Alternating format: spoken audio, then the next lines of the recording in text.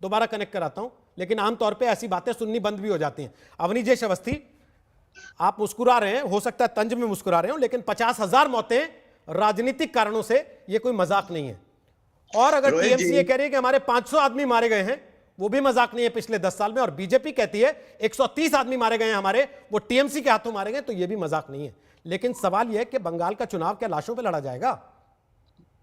रोहित जी, जो व्यक्ति सफेद झूठ बोलता हो, उससे मैं बहस कर सकता हूं या आप बहस कर सकते हैं क्या? ये पहला मुद्दा नहीं है। आपको तो दीप सिद्धू का एक पहला मुद्दा नजर आ रहा है। ये सुनीत चोपड़ा ने पैलेस्टाइन की एक मुसलमान महिला का फोटो लगा करके कि देखो कश्मीर में हिंदुस्तानी मुसलमानों के साथ क्या अत्याचार हो रहा है, ये फोटो लगा दी थी। और ये फोटो कहां से दिखाई थी? यही वही फोटो पाकिस्तानियों ने यूएनओ में दिखाई थी, और फिर उसके लिए झूठ बोले। ये इतना तो झूठ बोलते हैं आदमी। 55,000 की संख्या बुद्धदेव दास गुप्ता ने दी थी। बुद्धदेव दास गुप्ता ने 55,000 लोगों के मारे जाने की खबर दी थी, उन्होंने तथ्य बताए थे। ये सुनीत चोपड़ा हर एक के व्यक्ति के बीच में बोलेंगे, और सही है, लोकसभा में एक सीट नहीं आई इनकी। अब कहां है ये? न 3 में न 13 में। पश्चिम बंगाल की जनता ने 30 साल तक जो इनका अत्याचार सहा है, देख लेना, बाहर निकाल के फेंक दिया उनको। बाहर निकाल करके फेंक दिया उनको। अब पश्चिम बंगाल की जनता इनका चेहरा तक नहीं देखना चाहती, इनको अपने घर में नहीं घुसने देना चाहती। सोमनाथ चटर्जी के बेटे ने इनको घर के अंदर घुसने से मना कर दिया जब उनकी मृत्यु हुई। ये लोग गए वहां पर, उन्होंने कहा खबरदार जो मेरे घर के अंदर घुसे। ये ऐसी पार्टी है, ये देश विरोधी। आज इनको लाल किला क्यों नहीं दिला रहा? लाल किले की बात उठाओ। भारत में वो कंपनियां जो चीन से बाहर निकली है, वो ना आ पाए, इनकी पूरी स्थिति इसमें लगी हुई है कि किसी भी तरीके भारत में अराजकता फैले और वो चीन से बाहर निकलने वाली कंपनियां भारत में ना आ सके। ये है ये आदमी। सोमनाथ चटर्जी ने तुम्हें घर में घुसने से मना कर दिया था उनके बेटे ने। ठीक है सर, खबरदार जो यहाँ पे शक्ल दिखाई तो। ठीक है सर, ठीक है। है, ये है आपकी हालत पश्चिम बंगाल में। लेकिन नूपुर, मेरा सवाल जस का तस है, लाशों पे सरकार बनेगी बंगाल की अगली? क्या बंगाल की नियति है ये कि पहले गिना है 55,000 इनके राज में मारे गए, वो कह रहे हैं 500 हमारे सीपीएम ने मार दिए, आप कह रहे हैं 130 हमारी टीएमसी ने मार दिए। नूपुर, तो क्या लाशों पे बंगाल की सरकार बनती है क्या हमेशा? नूपुर शर्मा। मैं 2 बात कहना चाहूंगी।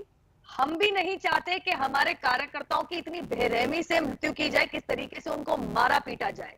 ये मजाक नहीं है कि जब विश्व की सबसे बड़ी राजनीतिक दल के राष्ट्रीय अध्यक्ष नड्डा जी डायमंड हार्बर जाते हैं, तो क्योंकि उनकी गाड़ी में बुलेट प्रूफ कांच लगे तो वो बच जाते हैं, लेकिन वहीं पे हमारे नेशनल जनरल सेक्रेटरी और वाइस प्रेसिडेंट मुकुल रॉय जी और कैलाश विजयवर्गीय जी, आपको ध्यान है ना किस तरीके से उनको इंजरीज आई हैं। दिलीप घोष जी की अगर कोई पदयात्रा हो उस पे अटैक, शुभेंदु अधिकारी जी की रैली हो उस पे अटैक। आप खुद ही शुरुआत में गिनवा रहे थे किस तरीके से पिछले 6 महीने में हमारे नेतागणों की कोई भी पब्लिक मीटिंग हो उस पे अटैक। न बन्ना चलो रैली हुई तो आपने पूरे विजुअल्स आपने ही अपने चैनल पे दिखाए थे किस तरीके से पुलिस खुद डंडों से पब्लिक बसेस तक को तोड़ रही है, छतों पे खड़े होकर बॉम्ब फेंक रही है, अरे बुजुर्ग लोगों को लाठियों से मार रही है, निर्दोष लोगों को जान से मारने की धमकी दे रही है। कितने लोग पहुंचे थे अस्पताल में?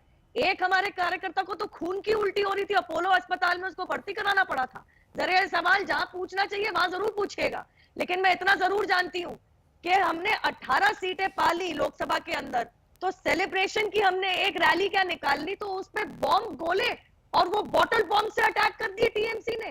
3 कृषि कानून जब पारित क्या हुए तो हमने एक पदयात्रा क्या ऑर्गेनाइज कर ली तो उस पर अटैक कर दिया।